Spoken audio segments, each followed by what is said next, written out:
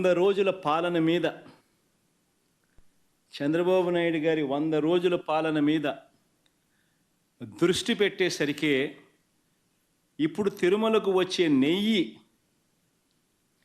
కల్తీ జరిగిందంటూ ఇంకో డైవర్షన్.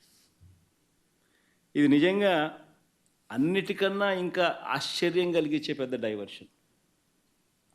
ఎందుకనంటే చంద్రబాబు నాయుడు అనే వ్యక్తి ఎంత దుర్మార్గుడు, ఎంత అన్యాయస్తుడు అని అంటే, నిజంగా దేవుడిని కూడా రాజకీయాల కోసం వాడుకోగలగాలి అని ఆలోచన చేయగలిగిన వ్యక్తి ప్రపంచ చరిత్రలో ఎవడు ఉండడు. ఇంత అన్యాయస్తుడు ప్రపంచ చరిత్రలో ఎవడు ఉండడు. దేవుడు ని రాజకీయాల కోసం ఉపయోగించుకోవాలి అని ఆలోచన చేయగలిగిన దుర్మార్గమైన మనస్తత్వం ఒక చంద్రబాబు నాయుడు గారికి మాత్రమే ఉంటుంది.